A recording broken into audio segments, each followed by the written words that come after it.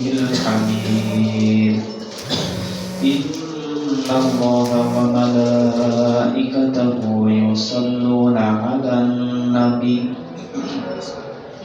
يا أيها الذين آمنوا صلوا عليه وسلموا تسليما اللهم صل على محمد وعلى آل محمد كما صليت على إبراهيم وعلى آل إبراهيم إنك حميد مجيد اللهم بارك على محمد وعلى آل محمد كما باركت على إبراهيم وعلى آل إبراهيم إنك حميد مجيد أما بعد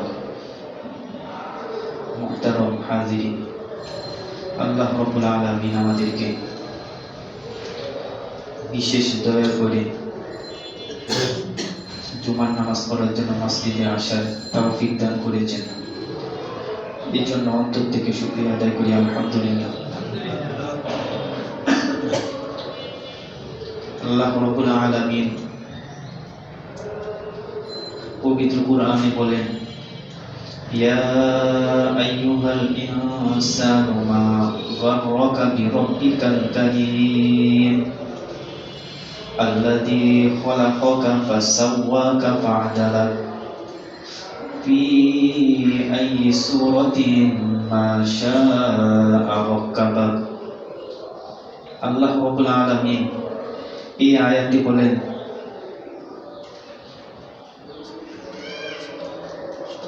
এই দুনিয়াটা এত সুন্দর করে আল্লাহ তাআলা সৃষ্টি করেছেন,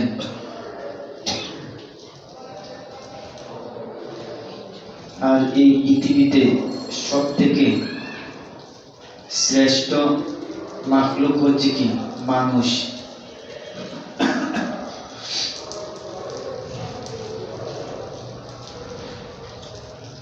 অর্থাৎ এত মাখলুক আল্লাহ তাআলা সৃষ্টি করেছেন, এর মধ্যে উত্তম মাখলুকটাই হচ্ছে কি? আমরা। এই জন্য অন্তর থেকে শুকরিয়া আদায় করি আলহামদুলিল্লাহ। আমরা পবিত্র কোরআনে যদি দেখি, আল্লাহ তাআলা বলেন এই মানুষকে সৃষ্টি করেছেন এক ফোঁটা নাপাক পানি থেকে।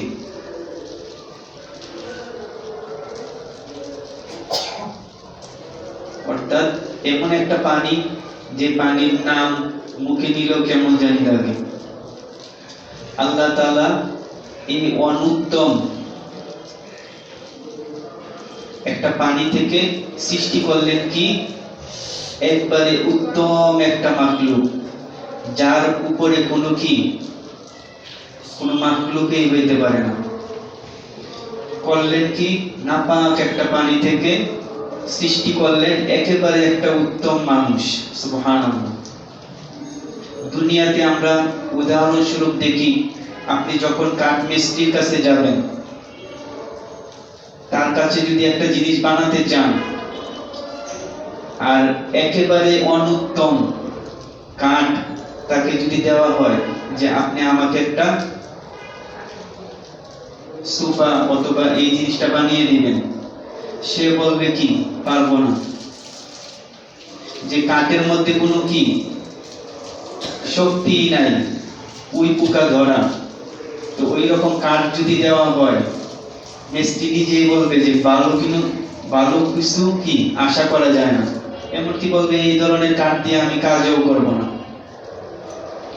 রাজমিস্ত্রির কাছে যদি যাওয়া হয়, আমাকে একটা ভবন বানিয়ে দিবেন, সে হিসাব দিবে বিএসআরএম অথবা বালু সিমেন্ট ইত্যাদি দিবে কিনা। যদি অনুত্তম কোনো কিছু দেওয়া হয়, কাঁচা লোহা, সে বলবে এটা দিয়ে ভবন হবে না। আপনি এরকম ভাবে বিভিন্ন জিনিস বানাতে যাবেন, যারা বানায় ইঞ্জিনিয়ার, তাদেরকে যদি বলা হয় ভাই এই একটা অনুত্তম জিনিস দিয়ে আমাকে এই কাঠামোটা বানিয়ে দেন। সে বলবে ভালো জিনিস বানাতে হলে আমাকে ভালো জিনিস কি দিতে হবে। কিন্তু আল্লাহ তাআলা এর ব্যতিক্রম, যে এমন একটা পানি, সেটা কোনো কোয়ালিটি নাই, ভালো কোনো কিছু না, কিন্তু আল্লাহ তাআলা সেটার থেকে এমন এক জিনিস সৃষ্টি করলেন, আর এটার উপরে কোনো ভালো কোনো কি হইতেই পারে না। সুবহানাল্লাহ। এই জন্য আমাদের হিসাব দরকার, ফিকির দরকার, যে আমরা কি একটা অবস্থা ছিল আর আল্লাহ তাআলা কোন অবস্থায় এনে রাখলেন। সুবহানাল্লাহ। এই জন্য আমাদের অন্তরে বা আমাদের চিন্তা ফিকিরে থাকে কি বিভিন্ন অহংকার থাকে। যেরকম আমি আগেও বলি যে এক রাজার ছেলে, সে সবসময় কি দম্ভ করে চলে। এমনকি আমাদের মধ্যেও এই অবস্থা। সামান্য টাকা পয়সা ইত্যাদি একটু উপরে গেলেই মানুষটা কি অহংকার করতে থাকে। তো ওই ছেলেটাও সে যখন কোনো দিকে বের হয়, সে দম্ভ করে বের হয়, যে বোঝাই যায় যে একটা রাজার সন্তান। তো একটা রাস্তা দিয়ে সে অতিক্রম করার সময়, তো ওই পাশে একজন হুজুর ছিল। তো সে যখন যায় গাড়ি বহর নিয়ে অথবা যেভাবেই অতিক্রম হয়, তো দেখা যায় মানুষের মধ্যে একটা কি পরিবর্তন আসে। যখন কোনো এমপি মন্ত্রী যায়, পরিবর্তন আসে নাকি? প্রত্যেকটা রাস্তাতে একটা পরিবর্তন দেখা যায়। তো ওই হুজুরের কোনো পরিবর্তন আসলো না। তো সেও এই জিনিসটা খেয়াল রাখলো, বললো যে আপনি কি আমাকে চিনেন? কতটুকু সামনে চলে গিয়েছিল, আবার পিছনের দিকে এসে তার মনে প্রশ্ন জাগলো যে আপনি কি আমাকে চিনেন? তখন তিনি বললেন যে তো তোমার থেকে, অর্থাৎ তোমার পরিচয় থেকেও কি তোমাকে আমি ভালো করে চিনি। তো মানুষের পরিচয়, নাম ঠিকানা ইত্যাদি এরকম একটা পরিচয় থাকে। তো দ্বিতীয়ত সে যখন জানলো যে আমার পরিচয় বর্তমান পরিচয়ের থেকেও আরেকটা কি সুন্দর একটা পরিচয় আছে, কোন পরিচয়টা কি তুমি জানতে চাও? বললো যে আপনি বর্তমান পরিচয়ের আগেও যে আরেকটা পরিচয় আছে, ওই পরিচয়টাই আপনি বলেন।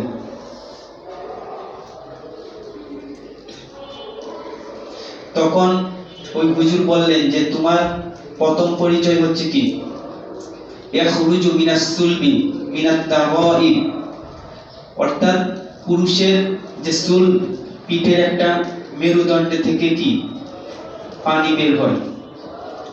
তো ওই হুজুর বলেন যে তোমার প্রথম পরিচয় হচ্ছে কি তুমি একটা নাপাক পানি থেকে কি তোমার পরিচয় শুরু। যখন এই কথা বললেন তখন সে এমনিতেই চুপ হয়ে গেল, যে তার রাজার সন্তান যে একটা পরিচয়, সেই পরিচয়ের কথা ভুলেই গেল। বলেন আমাদের পরিচয় আছে কি না?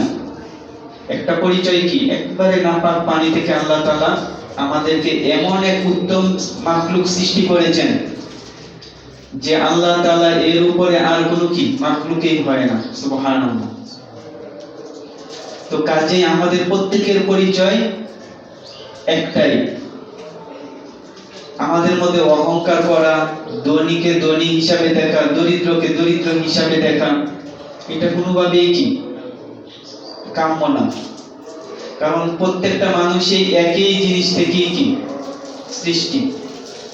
তো আল্লাহ তাআলা আমাদেরকে একই বাতাস, ধনী দরিদ্র ইত্যাদি প্রত্যেককে একই কি অক্সিজেন দিচ্ছেন এক জায়গা থেকে।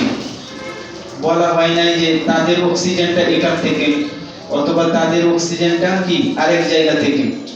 আল্লাহ তাআলা কোনো পার্থক্য রাখেন নাই। তো কাজে আমাদের পরিচয় হচ্ছে কি আল্লাহ তাআলা একটা অনুত্তম জিনিস থেকে একটা উত্তম মাখলুক সৃষ্টি করেছেন। সুবহানাল্লাহ।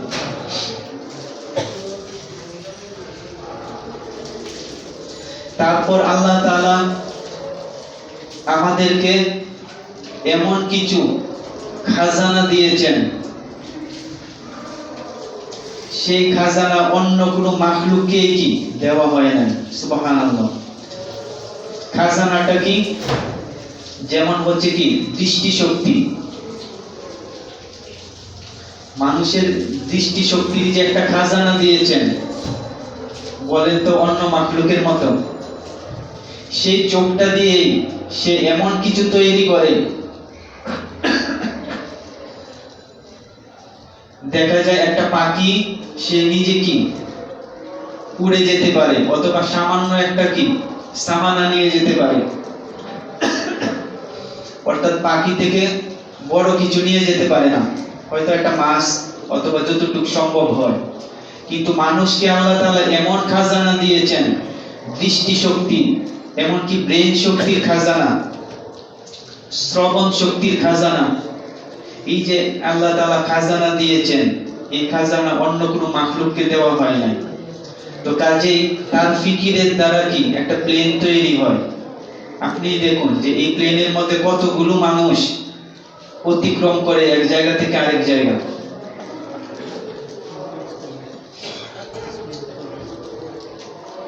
তারপর বিভিন্ন ধরনের খাবারের স্বাদ গ্রহণ করার মতো যে একটা খাজানা দিয়েছেন, এই খাজানা অন্য কোনো মাখলুককে দিয়েছেন, কিন্তু সব খাজানা কি আল্লাহ তাআলা দেন নাই। সুবহানাল্লাহ। কিন্তু আমরা এই খাজানার কি ফিকির করি না, যে আমার কাছে দৃষ্টি শক্তির যে একটা খাজানা, এই খাজানা যার নাই সে বুঝতে পারে যে কেমন।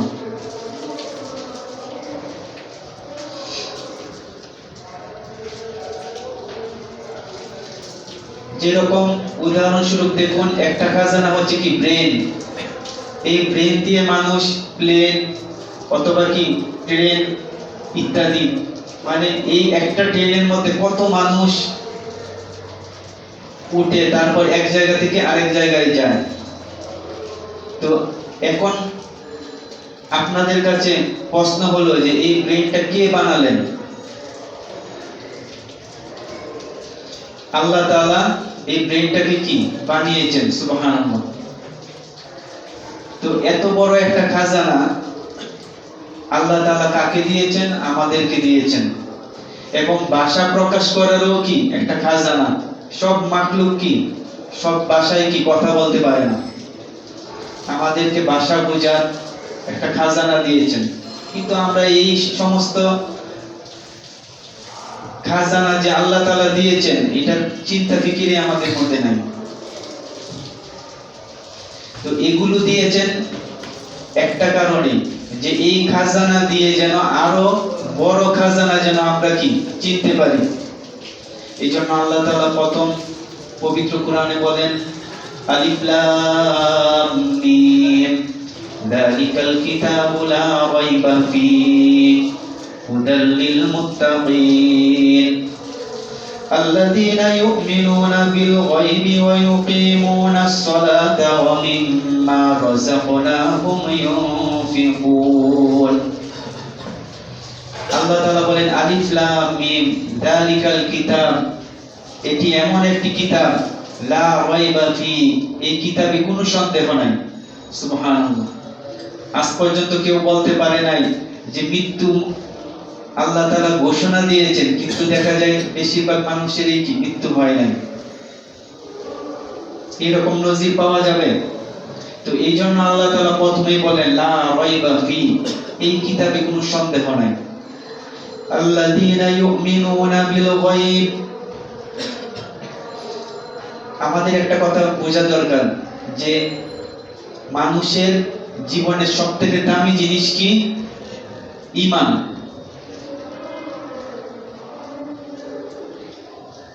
মানুষের জীবনে সবথেকে দামি জিনিস হচ্ছে কি? হায়াত। কিন্তু হায়াতের থেকেও দামি কি? ঈমান। ওই ঈমান যদি না থাকে, আপনার হায়াত কি, হায়াত পেয়েও আপনি কি সফল হইতে পারলেন না। তো এই জন্য আল্লাযীনা ইউমিনুনা বিল গায়ব, একটা মানুষের জীবনে প্রথমেই কি আল্লাহকে বিশ্বাস করাটা, পরিপূর্ণভাবে, সেটা হচ্ছে কি প্রথম ফরজ। যদি বিশ্বাস না থাকে তাহলে আপনার নামাজ রোজা ইত্যাদি এগুলো পড়েও কোনো কাজে আসবে না। তো আল্লাযীনা ইউমিনুনা বিল গায়ব, গায়ব বলতে বোঝায় যে অদৃশ্য জিনিস। আপনি কবর, হাসর, মিজান অথবা কি জান্নাতের নেয়ামত, জাহান্নামের শাস্তি এগুলো কিন্তু আমরা দেখি নাই, না দেখলেও কি বিশ্বাস করতে হবে। তো কোরআনের কোন আয়াতের বিপরীত যদি হয়, আপনার বিশ্বাস যদি সংশয় হয়, অথবা একটা আয়াত আপনি মানেন আর একটা আয়াত কি মানলেন না, তাহলে কি হবে যে আপনার জীবনে কি ঈমানই বাতিল হয়ে যাবে। যেমন দেখুন, আপনি নামাজ পড়বেন, অর্থাৎ সূরা ফাতিহা, তাশাহুদ ইত্যাদি সবকিছুই পরিপূর্ণভাবে কি রুকু সিজদা ইত্যাদি সবকিছু পড়লেন, কিন্তু আপনার ওযুই যদি না থাকে তো ওই নামাজ কি হবে? হবে না। উদাহরণস্বরূপ আরো বলি, যেরকম আয়াতে আছে ওয়ালিয যাকারি মিসলু হাযযিল উনসায়াইন, ছেলে পাবে কি মেয়ের দুই অংশ। এতটুকু তো আপনারা জানেন। অর্থাৎ বাবা মা, মৃত বাবার সম্পদ বন্টনের সময় কি একটা ভাগ হয়। ভাগটা কি যে ছেলে পাবে দুই অংশ আর মেয়ে পাবে কি এক অংশ। তো এই বিষয়টা যখন আমাদের মাঝে আসে তখন বিভিন্ন রকম চিন্তা আসে যে একই বাবার সন্তান, একই মুখ, ছেলেরও একটা মুখ, মেয়েরও কি একটা মুখ, অঙ্গ কি মোটামুটি সব একই বাবার সন্তান, কাপড় পরে একরকম, কিন্তু ভাগ হবে কেন দুইটা? থাকে কি না? কিরকম কিছু মানুষও এরকম প্রশ্ন করে, যেরকম তসলিমা নাসরিন, তারপর ফরিদা বেগম, তো এরকম কিছু মানুষ প্রশ্ন করে যে এক বাবার সন্তান হবে দুই রকম কেন বাবা? সে সেটা মানতে পারে না। না মানার কারণেই কি তার ঈমান কি বাতিল হয়ে যায়। আবার ফরিদা রহমান তিনিও ছিলেন কি সংসদ সদস্য, এটা বহু আগের কথা। সে বলে কি একই বাবার মুখ, একই বাবার সন্তান, একই কাপড় পরে, একই রুমের মধ্যে থাকে, তো সবকিছু এক হওয়াতে জিনিসটা কেন দুই এইরকম হবে যে ছেলে পাবে দুইবার, মেয়ে পাবে একবার? আপনাদের মনেও কি প্রশ্ন থাকে না? তো আল্লাহ তাআলা যেটা হুকুম করেছেন যে ওয়ালিয যাকারি মিসলু হাযযিল উনসায়াইন, অর্থাৎ ছেলে পাবে দুই অংশ, মেয়ে পাবে এক অংশ। তো এই জিনিসটা প্রথমে বিশ্বাস করাটাই কি ঈমান, যদি আপনার বুঝে নাও আসে। এখন কথা হলো যে কিভাবে, যে আমরা একটু ব্যাখ্যার দিকে যাই, অর্থাৎ কেন এই ভাগটা আল্লাহ তাআলা করলেন। আমাদের প্রথমেই জানা দরকার যে এক নাম্বার হচ্ছে কি ছেলে বাবার যে আয় থাকে, অর্থাৎ বাবার দায়িত্বে কতটুকু সময় থাকে। ছেলে জন্ম নেওয়ার পর থেকে বালেগ হওয়ার আগ পর্যন্ত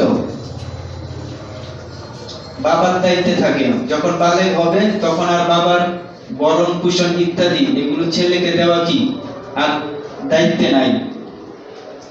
প্রথম বুঝলেন তো ছেলের দায়িত্ব কতটুকু বাবার উপরে, অর্থাৎ বালেগ হওয়ার পরে সে যখন সবকিছু বুঝতে পারে তখন বাবা যদি তাকে খাবার দাবার ইত্যাদি নাও দেয় আল্লাহ তাআলা তাকে ধরবেন না। অর্থাৎ ছেলে শিশু থেকে বালেগ হওয়ার আগ পর্যন্তই এতটুকু সময় থাকে কি বাবার দায়িত্বে। ছেলে পেল কি দুই অংশ, আর মেয়ে কতটুকু সময় থাকে, অর্থাৎ মেয়ে জন্মের পর থেকে বিবাহের আগ পর্যন্ত ভরণ পোষণের দায়িত্ব কার থাকে? বাবার থাকে। আবার এই মেয়েটা যখন বিয়ে হয়ে যায়, বিয়ে হওয়ার পর তার স্বামীর দায়িত্ব থাকে কি বিয়ে হওয়ার পর থেকে মৃত্যুর আগ পর্যন্ত দায়িত্বটা কার থাকে? স্বামীর উপরে, তখন বাবার উপরে থাকে না। অর্থাৎ ভরণ পোষণের দায়িত্ব থাকে ওই মেয়েটার স্বামীর উপরে। তাহলে আপনারাই বলুন, বাবার উপরে দায়িত্ব ছিল কি বিয়ের আগ পর্যন্ত, আর বিয়ের পর মৃত্যুর আগ পর্যন্ত দায়িত্ব হলো স্বামীর। তাহলে তার ব্যয়ের বার কি একটাও থাকে? তার মেয়ে যেই সম্পদ পায় এক অংশ, মেয়ে আবার সম্পদ কি রকম পায়? বাবার বাড়ি থেকেও এক অংশ পায়, আবার স্বামীর বাড়িও কি এক অংশ পায়। দুইটা অংশ কিন্তু মেয়েও কি পায়, কিন্তু বাবার অংশ থেকে একটা অংশ পায়, আর ছেলে পায় দুইটা অংশ। আর মেয়ের জীবনে তার ব্যয় করার কোনো কি ক্ষেত্র থাকে না, অর্থাৎ জন্মের পর থেকে থাকে বাবার দায়িত্বে বিয়ের আগ পর্যন্ত, আবার বিয়ের পর থেকে দায়িত্ব থাকে কি স্বামীর উপরে। তাহলে এই মেয়ে যে একটা অংশ পেল, বাবার থেকেও এক অংশ, আবার স্বামীর এখানেও আসার পরে কি এক অংশ, মোটামুটি দুই অংশই। কিন্তু বাবার এখান থেকে যখন এক অংশ পেল, তার তো ব্যয়ের কোনো ক্ষেত্রই থাকলো না। আসতে বলেন, মেয়ে ব্যয়, টাকা পয়সা ব্যয় করার কোনো ক্ষেত্র থাকে না? স্বামীর কাছে ব্যয় করতে হয় না বাবার কাছে কি সম্পদ ব্যয় করতে হয়, কোনোটাই ব্যয় নাই। কিন্তু একটা ছেলে যখন দুইটা অংশ পায়, ওই অংশটা কি প্রথম হচ্ছে কি নিজের ভরণ পোষণ, অর্থাৎ স্বামী স্ত্রী যদি না থাকে, অর্থাৎ বালেগ হওয়ার পর থেকে নিজের একটা ভরণ পোষণ এক নাম্বার। দ্বিতীয়ত বিয়ে করার পর স্ত্রীর ভরণ পোষণটাও কি ওই স্বামীর উপর আসে, দ্বিতীয় ক্ষেত্র। আবার তৃতীয় নাম্বার, যখন সন্তান জন্ম নেয়, ওই সন্তানটারও কি ব্যয় করার একটা ক্ষেত্র। অর্থাৎ একটা স্বামী দুইটা অংশ পায়, কিন্তু তার ব্যয় করার ক্ষেত্র থাকে কি তিনটা। বালেগ হওয়ার পর থেকে আপনার নিজেরটা আপনারই, আবার স্ত্রী আসার পরেও ওই স্ত্রীর ব্যয়টাও আপনার করতে হবে, আবার সন্তান আসার পরেও ওই সন্তানটার ভরণ পোষণের দায়িত্বটাও কি আপনার উপরে। পাইলেন আপনি দুই অংশ বাবার থেকে, কিন্তু আপনার ব্যয় হইল তিনটা। আর মেয়ে যেটা বাবার থেকে এক অংশ পেল, তার ব্যয়ের কোনো ক্ষেত্রই নাই। আল্লাহ তাআলা কি জুলুম করলেন? আল্লাহ তাআলা তো তাকে দুইটা অংশই দিলেন, বাবার থেকেও এক অংশ, আবার স্বামীর থেকেও কি আরেকটা অংশ, কিন্তু ব্যয় করার কোনো ক্ষেত্রই আল্লাহ তাআলা দিলেন না। এই জন্য আমাদের চিন্তা ফিকিরে আসবে না। আল্লাহ তাআলা বলেন ওয়ালিয-যাকারি মিসলু হাযযিল উনসায়াইন, ছেলে পাবে কি দুই অংশ, মেয়ে পাবে একটা অংশ। কিন্তু ওই হিসাবে দেখা যায় মেয়ের কোনো ব্যয় করার চিন্তা ফিকিরে কি আল্লাহ তাআলা দেনই নাই। সুবহানাল্লাহ। কিন্তু এই ইহসান যখন আপনি এমনিতেই কোরআন পড়বেন, তখন আপনার মাথায় বুঝে আসবে না যে একই ঘরের সন্তান পায় দুই অংশ, পায় এক অংশ, এটা কিভাবে সম্ভব? আপনারা কি বুঝতে পেরেছেন? অর্থাৎ কোরআন এমন একটা জিনিস, আল্লাহ তাআলা কাউকে কি ঠকান নাই। সুবহানাল্লাহ। কিন্তু আমাদের বোঝার ধরনটাই হচ্ছে অন্যরকম। না বুঝতে পারলে ঈমানও কি শেষ হয়ে যাবে। এই জন্য কোরআনের প্রতিটা আয়াতে এমন যে আমাকে কোনো যুক্তি না, আমাকে এমনিতেই বিশ্বাস করতে হবে। এই জন্য আল্লাহ তাআলা প্রথমে বলেন আল্লাযীনা ইউমিনুনা বিল গায়ব, যারা ঈমান আনবে অদৃশ্যের উপর কি ঈমান আনবে, কোনো বুঝার কোনো প্রয়োজন নাই। আর যখন আপনি বুঝবেন, সেটা তো আরো উপরে হবে। এই জন্য আল্লাযীনা ইউমিনুনা বিল গায়ব ওয়া ইউকিমুনাস সালাহ, এবং নামাজও কি পড়তে থাকবে। এই জায়গায় আমরা আরেকটা জিনিস বিষয় বুঝি, মানুষের মধ্যে দুইটা জিনিস থাকতে হয়। আমরা জানি যে আল্লাহ তাআলা সবকিছু জোড়ায় জোড়ায় সৃষ্টি করেছেন কিনা। এর মধ্যে দুঃখ সুখ, আপনার জীবনের দুঃখ না চাইলেও কি আসবে, আপনার জীবনের সুখটা না চাইলেও কি একটা সময় সুখ আপনার মধ্যে আসবে। কিন্তু আপনি এই দুইটা জিনিস কি আলাদা আলাদা করতে পারবেন না। আলাদা হবে তখনই যখন আপনি কি জান্নাতে যাবেন, সব আল্লাহ আলাদা করে দিবেন। সুবহানাল্লাহ। তো আমাদের মধ্যে ঈমানের ঘাটতি থাকে, কি রকম? যে একটা মানুষ যখন ইবাদত করে তার মধ্যে প্রথমেই থাকা দরকার আল্লাহ তাআলার গজব, আল্লাহ তাআলার আযাব। আল্লাহ তাআলা বিভিন্ন আয়াতে বলেছেন যে জান্নাত দিবেন, আবার কতক্ষণ পরে বাক্যের শেষ দিকে বলেছেন কি জাহান্নাম দিবেন। এই যে দুইটা জিনিস আল্লাহ তাআলা দিলেন, এক জায়গায় বলছেন কি জান্নাত, আরেক জায়গায় বলেন কি জাহান্নাম। এই দুইটা জিনিস একসাথে কেন করলেন? যে বান্দা জাহান্নামের কথা শুনে সে যেন আবার কি হতাশ না হয়ে যায়। এই জন্য একটু পরে বলছেন যে বান্দা তুমি জাহান্নামের কথা শুনেছো ঠিক, কিন্তু যখন তুমি তওবা করবা আল্লাহ তাআলা আবার জান্নাতের সুসংবাদ দিলেন। সুবহানাল্লাহ। এই জন্য আমাদের অন্তরে জাহান্নামের ভয় ভীতি থাকা এটা একটা কি ভালো ফিকির। আবার জান্নাতের আশা, আল্লাহ তাআলার রহমতের আশা থাকা এটাও কি একটা ভালো ফিকির। একটা মানুষের মধ্যে জাহান্নামের ভয় যখন না থাকে, সে চুরি চামারি, সুদ ঘুষ, মানুষের উপর জুলুম ইত্যাদি সে করতেই থাকে, তার মধ্যে কি জাহান্নামের ভয় নাই। ওই মানুষটাকে কিভাবে চিনবেন? জাহান্নামের ভয় যার অন্তরে নাই, সে এমনি পাপের কাজে লিপ্ত। আবার দেখা যায় রহমতের আশাও করে না, জাহান্নামের ভয়ও তার অন্তরে নাই, রহমতের আশাও নাই। রহমত বলতে কি? যে আল্লাহ তাআলার দয়া মায়া ইত্যাদি, এই আশাটা না থাকার কারণে সে ইবাদতও কি করতে পারে না। নামাজে 5 ওয়াক্ত নামাজ পড়ার দরকার, সে রহমতের আশা করে না, যে কারণে নামাজও পড়ে না। তো এইরকম এক জায়গায় মনে করেন যে আমরা ফিকির করব যে আমি মুসলমান, আবার আল্লাহ তাআলার গজবের ভয়ও করি না, রহমতের আশাও করি না, কথায় আর অন্তরে কি ঠিক রইল? দুইটা জিনিস এক থাকে না। আমাদের মধ্যে প্রথমে আনতে হবে কি ঈমান। ঈমান আনার প্রথমেই বিষয় হচ্ছে কি আল্লাহ তাআলার শাস্তির ভয় ভীতি আমার অন্তরে থাকা। এই জন্য পাপ হলেই কি তওবা করা। আবার রহমতের আশাও থাকা। রহমত কি? আল্লাহ তাআলার দয়া মায়া। যে আল্লাহ তাআলার দয়া যদি না হয় তাহলে একটা মানুষ কোনোদিন কি জান্নাতে যেতে পারবে না। কারণ আপনার জীবনে যত ইবাদত আছে, এই ইবাদতের বিনিময়ে আল্লাহ তাআলা যে দয়া করে আপনাকে একটা চোখ দিলেন, আপনার জীবনের সমস্ত ইবাদত দুনিয়ার কোনো বাজারে বিক্রি করে আল্লাহ তাআলার দেওয়া খাজানা চোখ, অথবা আপনার অন্তর ফিকির করার যে একটা মেধা দিলেন, ওই মেধাটা যদি না দিতেন আপনার ইবাদত বিক্রি করে একটা চোখ নিতে পারতেন? দুনিয়াতে আপনি একটা চোখ, আপনার জীবনের সমস্ত ইবাদত বিক্রি করে কোনো বাজারে একটা চোখ পাওয়া কি অসম্ভব। যদি আল্লাহ তাআলা দয়া করে মায়া করে আপনার একটা চোখ কি না দিতেন জন্ম থেকে। কাজে চোখ একটা হচ্ছে কি আল্লাহ তাআলার দেওয়া খাজানা, শ্রবণ শক্তি আল্লাহ তাআলার দেওয়া একটা খাজানা, অন্তর, বাক শক্তি, এরকম চিন্তা ফিকিরওয়ালা নাপাক পানি থেকে আল্লাহ তাআলা এমন উত্তম একটা মানুষ সৃষ্টি করলেন, পৃথিবীর কোনো মানুষ এরকম কাজ করতে পারবে না যেটা আল্লাহ তাআলা আমাদেরকে দেখালেন। সুবহানাল্লাহ। কাঠ মিস্ত্রির কাছে গেলেও কি বলবে যে ভালো কাঠ দেন, না হলে কোনো ভালো সোফা হবে না।